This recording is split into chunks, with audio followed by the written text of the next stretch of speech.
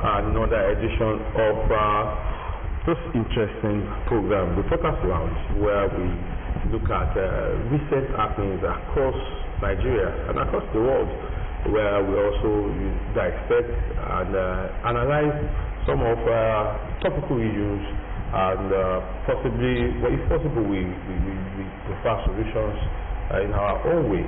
And don't forget that this program, always we have two or one guest who happens to be journalists, whether serving or veteran journalists, where they talk about some of the topical, we react to some of the topical issues and also talk about their own mind, react to it and give solution one way or the other. So we will also be doing that today, and in the studio I have two gentlemen of the first here, where we'll be looking at different topics. Go to the U.S. current approval of a particular certain amount of counter-insurgency operation, and we also look at river crisis. It has always been in the news. In the last 6, 7, 8 months, we'll be always be talking about river crisis. Also into politics, we talk about politics, we talk about visa processing for Nigeria and on some other countries suspended by US, and we will definitely talk about AFCON, talk about our darling Super Eagles, and look beyond Super Eagles and also look at some other things happening in AFCON. So stay tuned, and we will definitely do justice to this. In the studio I have with me, from my right, Mr. Dara Adebimpe is a veteran journalist. He's always here, and he's here again today. Welcome to the program. It's my pleasure to be here, and good morning to you. All right, I also have in the studio Sanusi Latif. He's always been here, and also he's here again today, this morning, to talk about do justice to some of these topics. You are welcome once again. Yeah, good morning. Always a pleasure. All right, let's start from the counter-insurgency operation. The U.S. approves $413 million for counter-insurgency operations in Nigeria and others. Let's talk about. Let me start with Mr. Adebimpe. Yes, weeks ago, the U.S. said it launched an attack in Nigeria and before then, the government, Trump, the president of USA, has always said that he's going to, the U.S. Army will come to Nigeria, to help in the fight against the current banditry and all insecurity in Nigeria. Now, we saw the first move, which they claimed was successful. Now they are devoting a certain amount for counter-insurgency in Nigeria. Do we now say, yes, this is a right move, and also that this insurgency that we are experiencing in Nigeria, that possibly will end soon with this move by the U.S. government? Well, let me start by saying that doesn't mean to end soon, because there are certain factors that have necessitated the current situation that we are facing in terms of terrorism and counter-insurgency that we see to have faced in the last 16 years, so to say, in Nigeria. However, I must say that it's a good development that U.S. is supporting Nigeria to fight this seeming cankerworm problematic insecurity or insurgency or terrorism or banditry, as you want to call it. You see, give it to Trump, like some people will say, I should you may like him this way, you may hate him the other side. But he has proved to be a friend of Nigeria for some time. When he came in his first term, before he was not re-elected, before the Democrats succeeded him, he was the one who approved the Kano jet for Nigeria to fight this insurgency. Obama left it undone, and it's so unfortunate that for now the Republicans seem to be Nigerians' friends. But one thing I want to point out, yes, a good development, but for me, it's a great gift that we must be very, very wary of what follows. Because you cannot be spending such big sum of money. I know it's not for Nigeria alone, because we are paying for others. No matter how small the money is, something in a subtle manner will come back as the reward for it. But you must be wary of what I will call the US gift. I will not call it Greek gift, because it is US gift to Nigeria. However, we need it because we have been battling this problem for long, and it seems as if we have been incapacitated in the area of technology, in the area of intel, in the area of how to really strategically fight this battle beyond stick and carrot that we have been using. So for us, for us to give room for spending so we must be very, very cautious of what is attached to it, because US cannot be in the place without having a dominant benefit in return. Fancy, are you also worried? You mentioned some things, and I want to know if you are also worried about this gesture. A lot of people will tell you the right thing, since it's going to help Nigeria fight, insecurity. But talking about the gift, are you worried that maybe US will ask for the head of Nigeria or something we might not be able to, that will help enhance our economy? Yeah, actually, I think he has said it all. When he talked about this kind of assistance, I remember when the old, I'm looking at the adjective, the common adjective that some people say, ula balu, or all those funny way that we did. But what I'm saying, talking seriously, one out of these issues that came up, went forward talking about genocide and what have you. The response of the federal government at that time, and even the military at that time, was that Nigeria is not against any help from the US, but what they are against is the kind of labeling that the American president did. So it's so unexpected, and that is why it was actually welcomed by the federal government when the first attack was launched by the US. It's a good thing. Benin Republic called on us when there was a coup, and we were at their head. We gave that support. So it's not out of place for another country to help another country fight insecurity or threat or what have you. But like he did mention, it's also very important, because even in Freetown, it doesn't mean that things are free. When you go to Freetown, you still have to pay for services and for goods. So that's the essence of what he's saying. So for me, I believe our military and also the presidency should make sure that they cross their T's and dot their I's, so that at the end of the day we are not unknowingly or subconsciously handing over some of our powers to the US and to the US Army. So that is just it. It's good that they've done this. Like the story, right? It's not only about Nigeria. They are talking about Nigeria from our West African countries. So that's the way I look at it too. Good one. But we also have to be wary of what is attached to this kind of help. Let me just add two or three things to you. You mentioned the issue of labeling. You must be very, very conscious and be sensitive that this issue of labeling is not turning to another religious war. Because when you consciously mention the fact that a religion is being honestly exterminated, you must be very wary that the issue has to, is it a particular religion? You must let them understand this.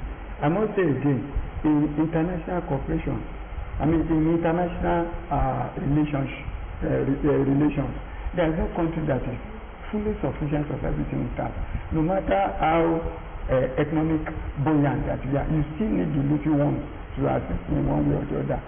So in this case, we need them in the area of intelligence, in the area of technology, which we must grab for our own use, but use it wisely. Lastly, is the issue of people may be thinking, $430 million.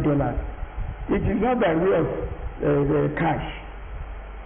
And I guess it's by way of equipment.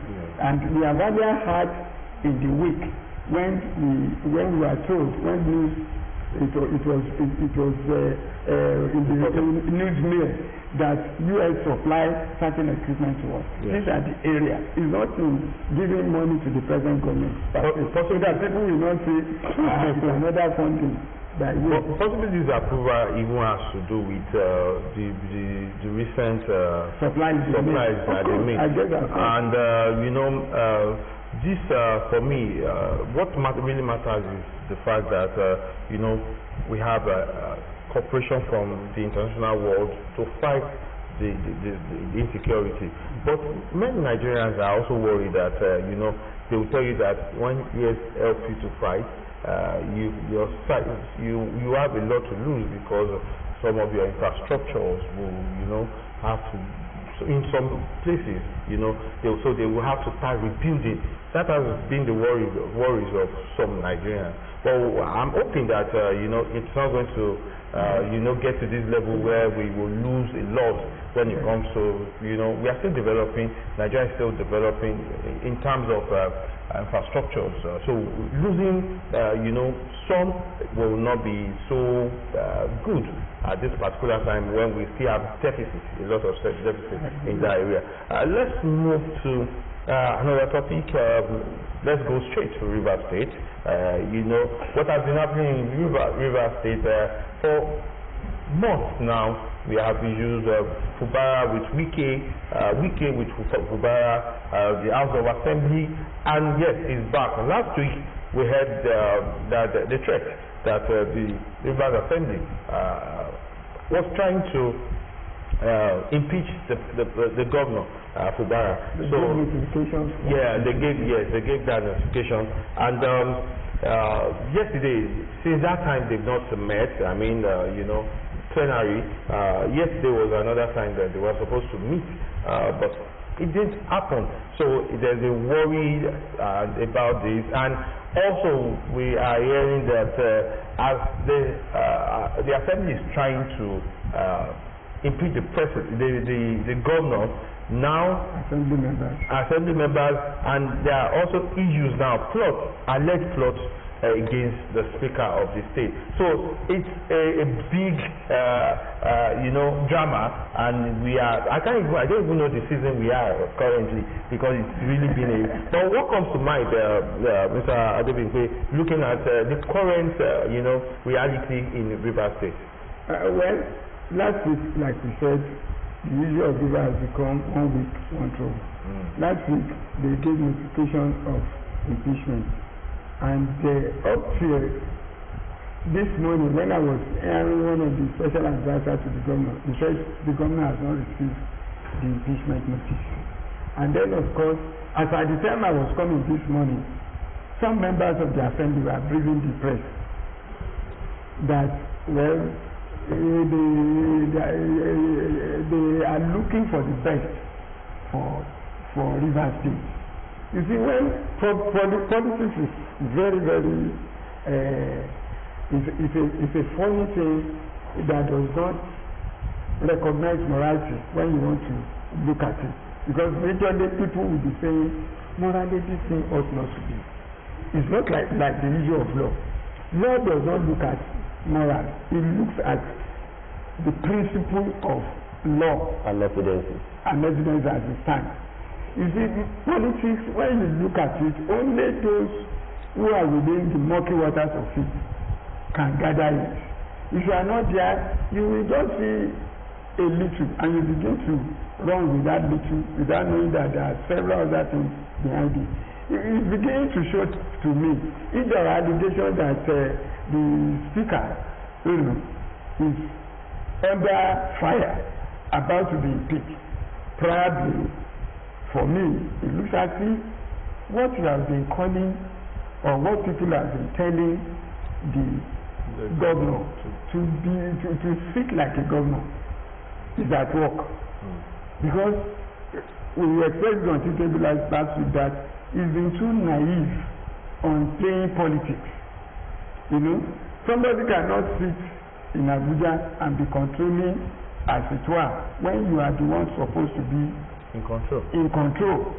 You know, I told Emmanuel on this table last week when he was making comparison that why should we can continue to be doing this. I said he gave you for it. Can Amechi, who was a minister under Buhari then, can he come to Rivers when Ike was there? You must know how to use your position, use your power to get what you want. And I cited the example of even the former governor of Enugu State then, Badinuju. The problem he had is one of the chieftains of politics in that state, Jimmy Wobodo, who was the one-time governor of that state too. You know, Wobodo was controlling the assembly, but in a way, because of one thing or the other, the former governor that had his way in making sure that he divided the assembly so that he later won the majority of the House to his side, and he had the second term. So what is happening now is probably, yes, there are some factors that are rising up. However, I don't believe it has to get to this level. There must be something for each of them to understand that they say when two elephants fight, it is the guys that suffer. Yes, the minister is the next citizen whom people have been accusing of doing this, doing that. When you look at what these people are giving notice of impeachment on, the question to ask, are they legitimate or not? But some Nigerians believe that since Fubara is not in APC, it should not you should not be receiving all these threats of impeachment and all, and the fact that some of the members of the assembly are also based on that, really, that since they are part of members of APC, why is he being threatened? Why is the impeachment notice is being around him these days? You see, because he has not got his politics right. Maybe someone is running something along the line now. But like I said last week, I concluded by saying it on this table that he will not be impeached. It's just that we want to see the one that holds the power now, who holds the power now. Because like we rightly said, yes, both of them are now in APC. The seeming godfather that people are looking at is still in PDP. He has not said he has left PDP. However, politics in Nigeria doesn't work that way. We have seen people who are in 3 political parties and they will still claim that they are still seated. You will even see one sponsoring another contestant against his main party. That is Nigerian politics because of the shenanigans that we see. However, I believe, like I heard yesterday, that traditional rulers are set to what extent that will work. It's better imagined. However, what I want to appeal to the gladiators is that next year is the end of the first term. What have they achieved for the people of the state? And they are writing history. They are writing history that people will refer. To what extent will that history be favorable to them in the future? That's what I want them to consider. Well, Sanusi, like you said, some members of the State Assembly are saying that they are looking for the best solution to this crisis. But do you think this current, step is best for River State? Number one. Number two is, do you see Rivers returning to the old ways of emergency rule, returning to because it's becoming a repeated drama in Rivers State. Do you foresee this happening? Possibly if this escalates beyond this level. For me, I don't see it. Maybe except if it proves me wrong, but I don't see a return to the emergency rule. No. And I'll tell you why. There's a twist to what we used to have, and the twist is the master stroke by Fubara. And what was the master stroke? That was his defection to APC.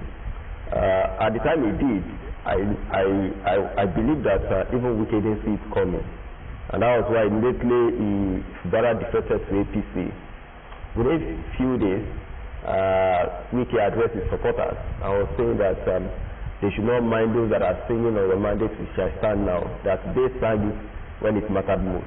To tell you the impact of defection of Fubara on, the structure of Wike and all that. And when you look at even this impeachment, before the emergency rule, there was also a move to impeach him. And what we are witnessing was in the course of that the president declared state of emergency to actually save the head of Fubara.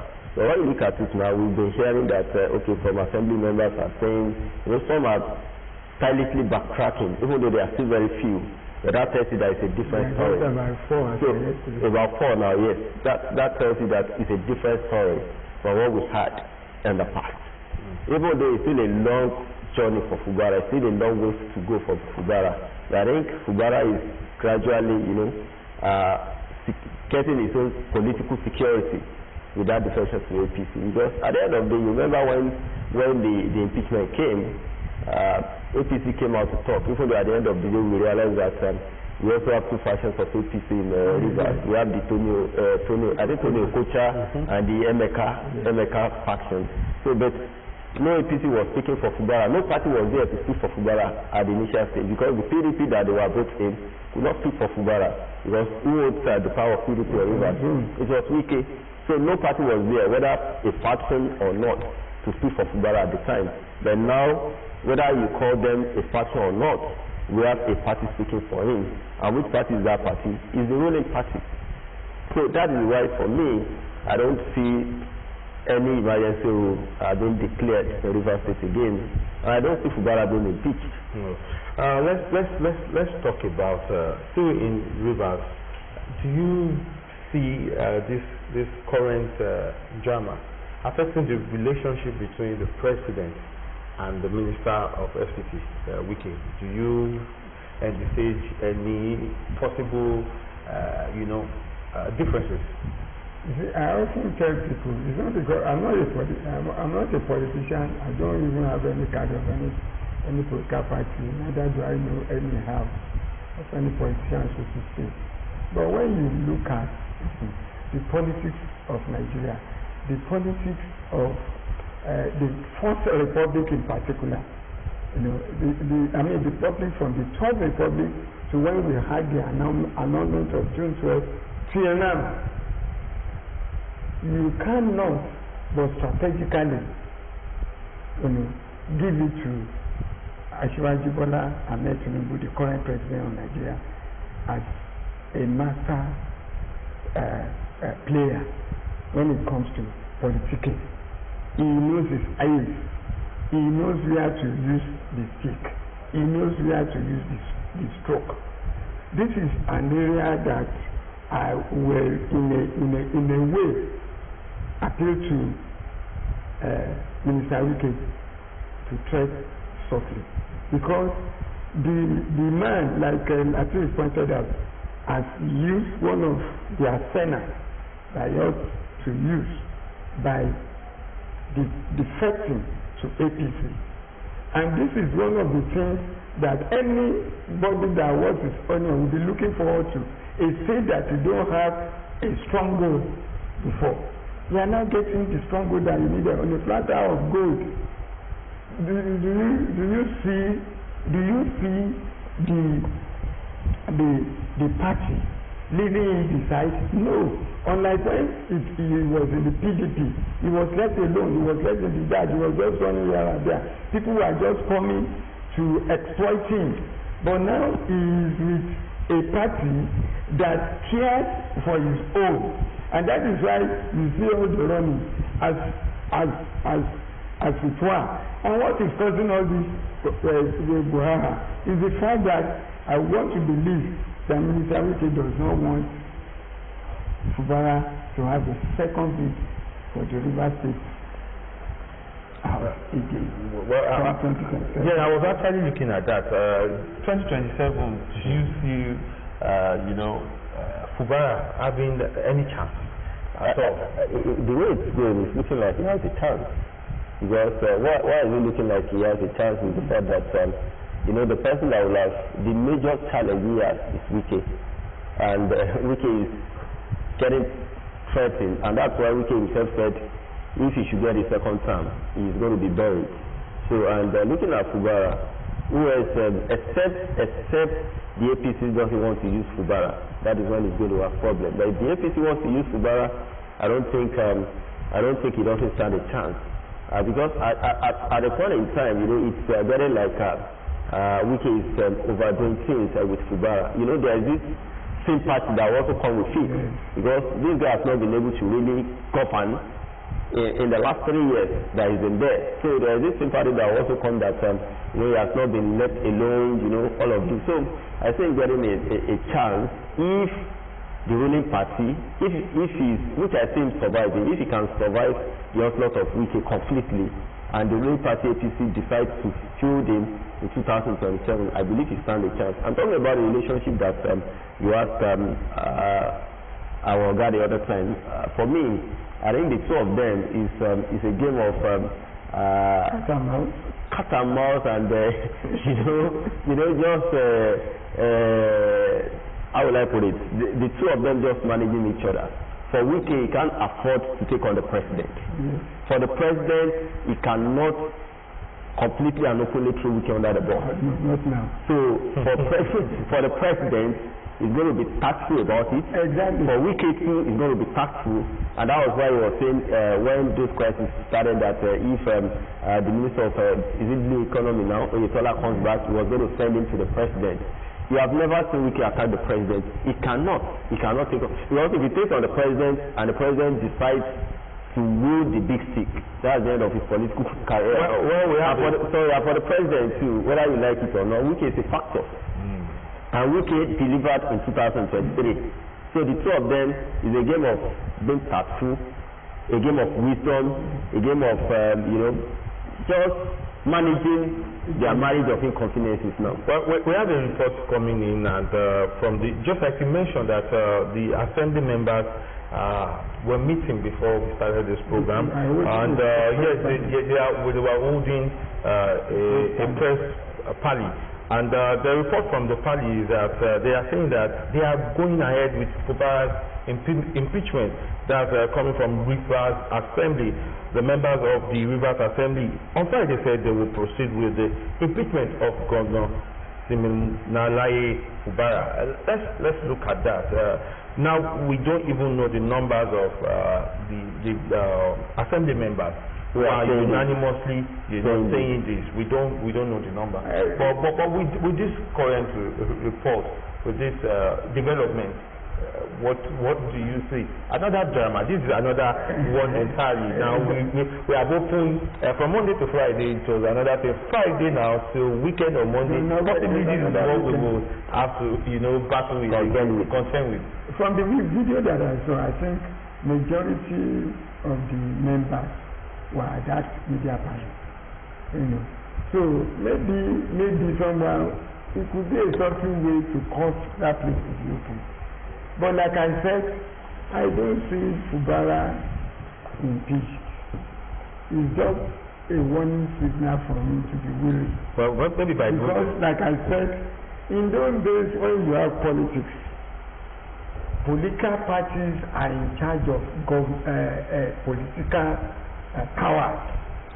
In this instance, the machinery of the party will have set into motion to work out how to switch things to favor the party. You know that what am I saying? Because APC is the majority party in that assembly. If it were in the days of Second Republic, First Republic, you know, the powers that be, the secretariat of the party will have set him to call these assembly members together. Well, what are you doing? Well, just like I wanted to say there, maybe the president will, you know, call them very soon and, you know, ask each party or assembly, each party, what do you want? That's not one thing we are not even talking about. What does the Rivers Assembly want this time around? What demand? You know, why are they calling for this? You know, they fled the allegations. They said did present 2020 suspending Assembly Commission. You know, they set up this. They are asking for commissioners. Whether he wanted, he did, and he was appointing some people. They accused him of not presenting a supplementary budgetary spending and all what have you. And that he was spending without approval. Well, don't let us, because of our time. But for me, you know, there is this usual saying that we say that 24 hours is a long time in politics. So let's see what happens tomorrow. But yes. I like I said, except if events eventually push me wrong, which I doubt, I don't think they will be. Okay. Well, let's move to another one, still in politics, but this is another very funny one. So to say, Atiku's son joins APC, declares support for Tinubu's re-election, and you expect that a presidential aspirant, hopeful, who has over time tried to contested for that position. Now, before now, we've never heard that his son is interested in any position, talk less of joining an opposition party, the ruling party, or what have you. But now, there is this news about Atiku's son joining APC. Do you see this affecting the chances of the father one day becoming the president of this country? Let me tell you one factor that is certain. Every individual, as long as you have got to a matured age recognized by the Constitution, you have that liberty, you have that freedom to join any political party of your interest. But his father is reading it. It doesn't matter. You know, it will not be the first time. In the Second Republic, the Akiolas in the Ayatollah axis of Ogun State were in the UPN. The Oyagbolas, who happens to be a member of the family, was in NPN. The Oyagbola was the minister of, I've forgotten, Boshagari then, and Akiola was the commissioner under the late Governor Olabisi Onabanjo in Ogun State here. So it doesn't really matter. It's just that they want to. It's the buy-in that most political gladiators use. Do you know that while we were prosecuting June 12th election being annulled or Abiola being in the dungeon, the children of the daughter of Babangida was observing with Kona Abiola. This is the kind of thing that you see amidst our political gladiators or the social elite. They use it to expand their authority or to weigh in on what could be their benefit. So you will see all these kind of things. Don't get bothered about it. It is nothing to worry about. All right. So looking at this, your reaction. Let me start from there. Talking about my reaction, like you said, there are about 2 or 3 ways I can look at it. Let me look at it from the natural human angle. That if a grown adult, you have your choice to make, even outside politics. How will you reconcile the personality of late George Okuta What was the first name now? Chukwudipo, I think Chukwudipo Oputa, the man that headed the Oputa panel, and Charles Oputa, the Charlie boy that we know. How do you reconcile that? I mean, those two personalities, they are in contrast. You had the Anikulapo family. Olikoye was with, kind of working for the government, while Fela was criticizing the government, and you have a Beko that was a human rights activist. So when you are grown to a certain extent, you can make your choice, you can do whatever you want to do. Now, that is looking at it from human angle, that as humans, we have tendencies to make our choices as a grown adult, regardless of where our father is, who our father is, or what our father is doing. Then coming to politics, it's not something that we've never seen. Even recently, why Nasir El-Rufai was joining the coalition, his son is a member of the House of Rep on the platform of APC. So the father had left APC, the son is still in APC, so it happened. So for Atiku and his son, it's not a big deal. The father has chosen what he wanted politically, and the son has come out to say, you know what, I'm supporting the president. The third way I want to look at it is that sometimes, politics is a game. Some of these elites, they know what they are doing. It is, and that's why sometimes when their daughters or their sons are getting married, you see all of them there. We saw when we had the Babangida book launch. We saw the kind of people we saw there that tells you the story of Nigeria. You look at those that were fighting the annulment of June 12th, and you saw the man that was at the center of the annulment of June 12th. You saw everybody coming together, and some people speaking blamely about the same man that annulled June 12th elections. So that's just the story. The story of Kola Abiola and Babangida's daughter, I know it's one story. I've seen journalists try to interview Kola Abiola about it. He doesn't really like answering that question. But these are things that we see. We may say this and that, but behind the curtains, they relate the party, they do business even sometimes outside politics. Well, the only thing I just want to add is that we should not cry more than and that's our problem. Even Atiku Abubakar has come out he has reacted to that, and he said, he has made his choice. There's nothing alarming about it. That was what he said, that as his choice. So if at the end of the day the father cannot become the president and the son end up becoming the minister, is it not a game for the family? I'm just saying, I'm not saying that is what is going to happen.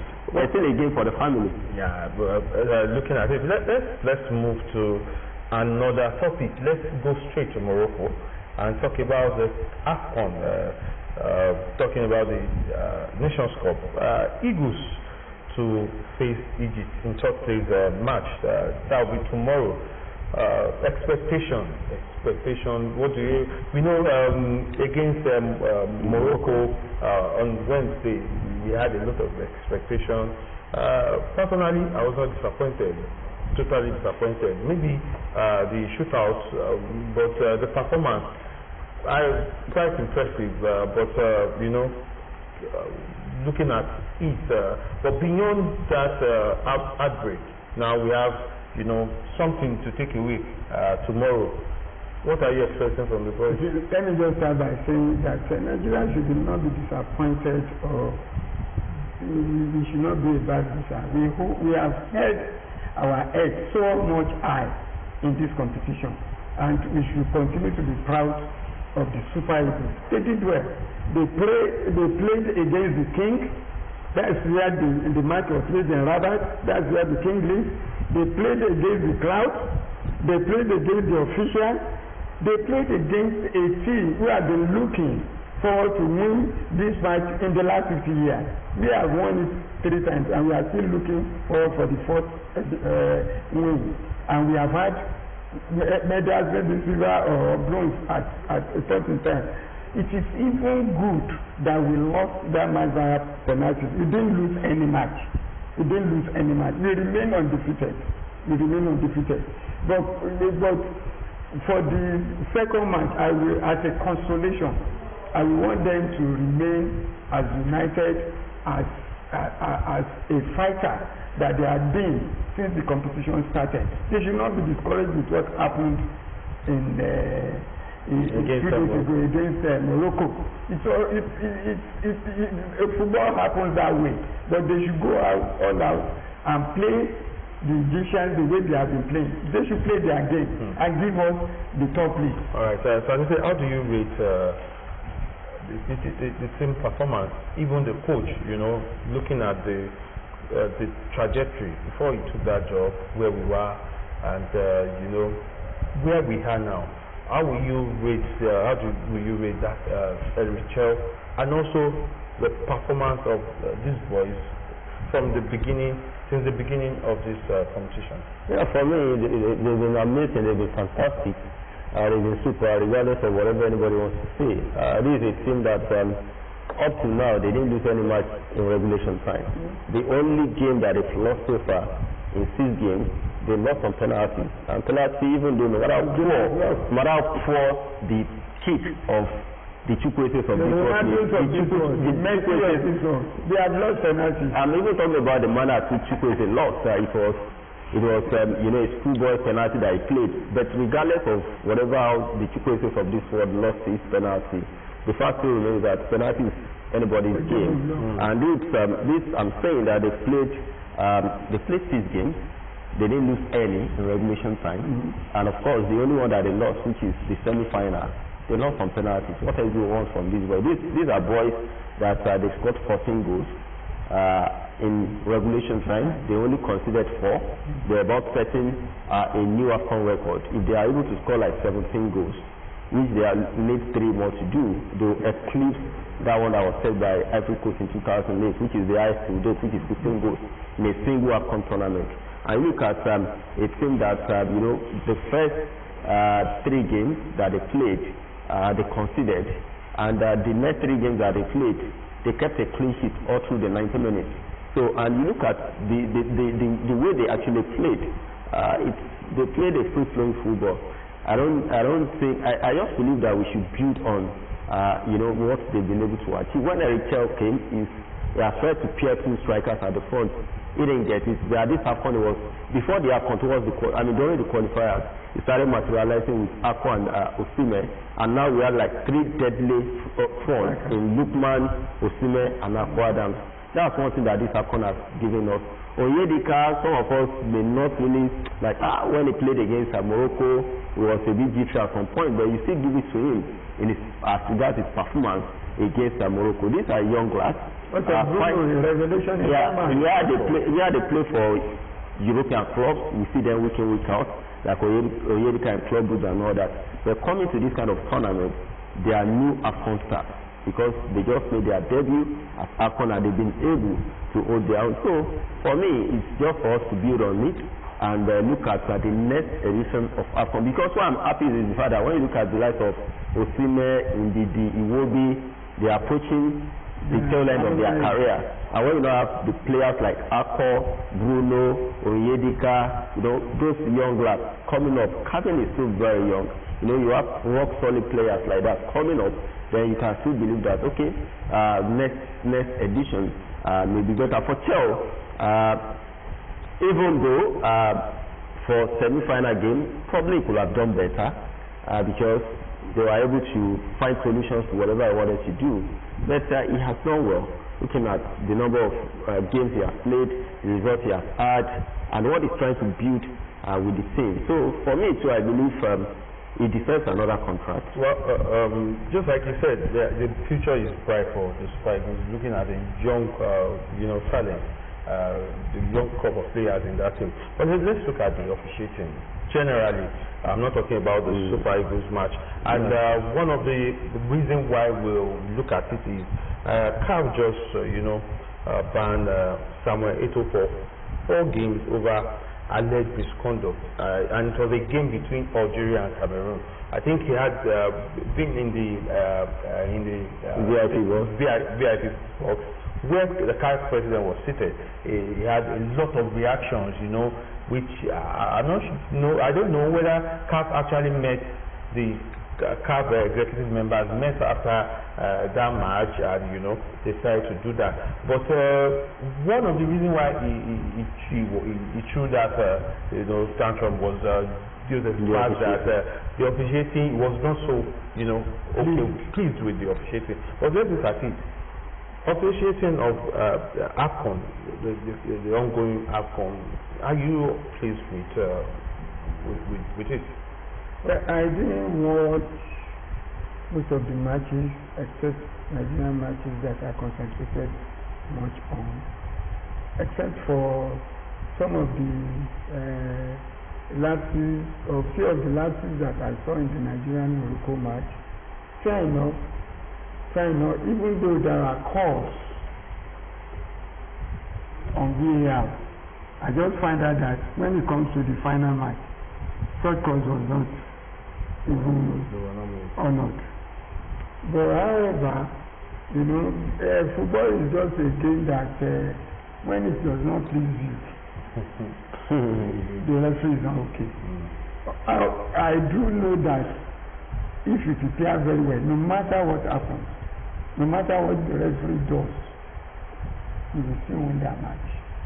But sometimes the referee could clear a match by the way of officiating that he does. Against Algeria, there was a particular incident. There was a ball that many analyzed that it crossed the line. Some are saying it did not cross the line. Now, some football analysts, enthusiasts, are now calling that Africa should be using a goal line technology. I'm talking about bringing technology into football, which we are doing. We saw the VAR on display. Now, looking at that, we are using VAR. Some others are now calling for the goal line technology, initiative to be, deployed into Africa football competition. Now, how do you see that, coupled with the fact that beyond the technology, the conduct of some of these officials? Now, look at it generally. I want to hear your view about it. In terms of officiating, at this particular point, there have been cases whereby I defended the referee. I remember, was it against Morocco, this Mbeumo's case, that people thought it was a penalty, and I said no, it wasn't a penalty. It was looking more like Mbeumo was just trying to look for the penalty, a cheap penalty. But be that as it may, talking generally about this AFCON, for me the officiating has been poor, because in life we are meant to be improving, not kind of slipping down instead of improving. Because when you look at the last AFCON before now, the one in Ivory Coast, the whole world gave it to the officiating at that particular AFCON. That that particular AFCON was like becoming a standard in terms of officiating, even in terms of VAR rules and what have you. But when you look at this particular AFCON, there have been so many controversies, or let me say a number of controversies to be noted in terms of officiating. So, for me, when you look at the game against Morocco, Nigeria-Morocco, I said it, the Moroccans are good. The Moroccans had answers for the kind of setup that we have in Lagos. But the point is that as good as they are, as much as they have answers for us, the referee should have allowed the game to be played free and fair. Because there were a lot of calls that he made that were controversial in that particular game, and it was obvious that, and that's why I keep saying that some people say it's looking like they are trying to hand over the trophy to Morocco. Morocco has the quality, they have the material, so why now not let Morocco use their talent, the materials that they have, to actually get the trophy? We now say that the ban on the Samuel Eto'o is justified, looking at the fact that possibly he is not particularly impressed with the officiating. Now he has reacted in that VIP box, leading to this. Do you think that ban is justified? With what we're talking about, saying about the officiating. Talking about the ban, two of them make a right. Just like if you, for instance, if there are rules and you believe that the rules were not or are not being properly used, even an organization beyond football, still go back to football, an organization and you believe that they are not being properly used, there is a way you now channel your complaints and grievances. It's not for you to become kind of cantankerous or start putting up certain level of display. That is Even though football is an emotional game, but still have to put your emotions in check. So coming back to football, there are rules about football. There are conduct that is expected of you as an administrator, as a footballer, as a coach, and what have you. So when the footballing body feels that you've actually crossed the line, they have the right to actually put you in check. And I guess that is what CAF was just trying to do, because if you don't do it, then the game will be losing its repute. You understand? So that is it. For Eto, relatively young, fantastic footballer, is still in his body, and they put a lot of emotions into it when it comes to the national team, when it comes to Cameroonian football. So I won't really blame him, but I think he can do better. And it's just like what Atiku did against Lukman. Is he not an elected member of CAF? Being the president of the Cameroon, he's part of CAF, obviously. Well, we have like 3 minutes. Final on Sunday. Who do you think will take the trophy? Well, for sentimental sake, and for the sacrifice that Morocco has been doing in terms of African football, the country will be the first country to play in the World Cup.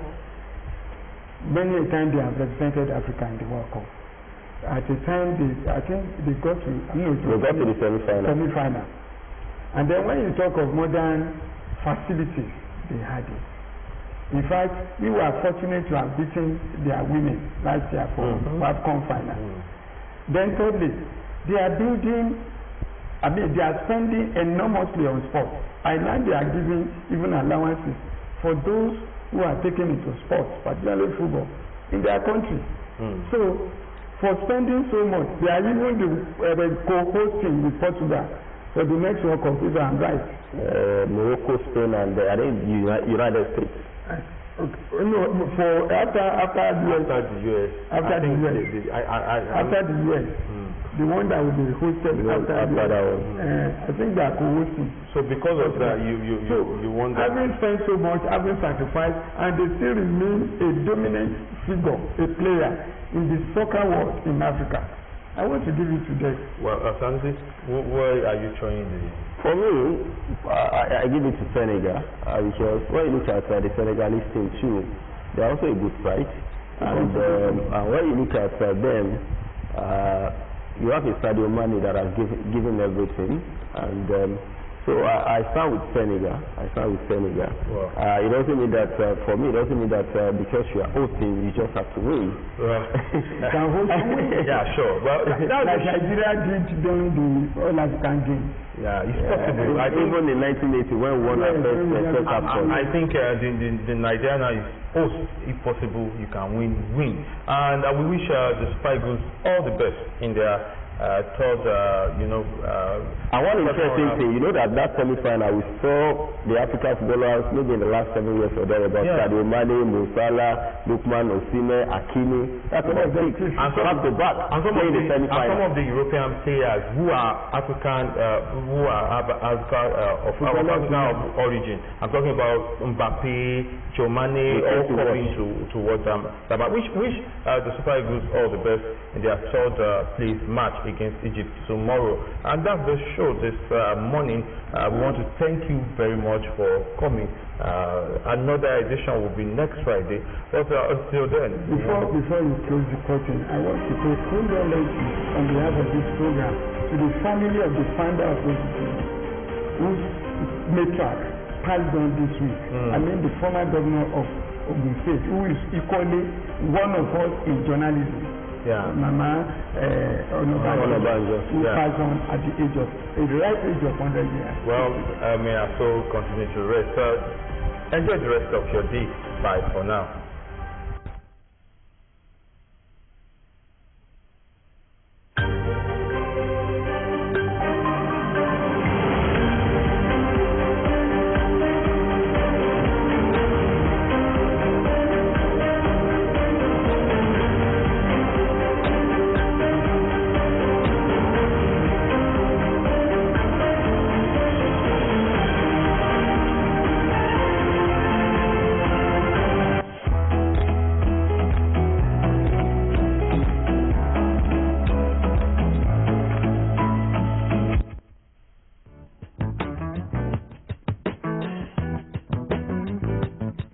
Do you know that for every minute you remain angry, you give up 60 seconds of your peace of mind?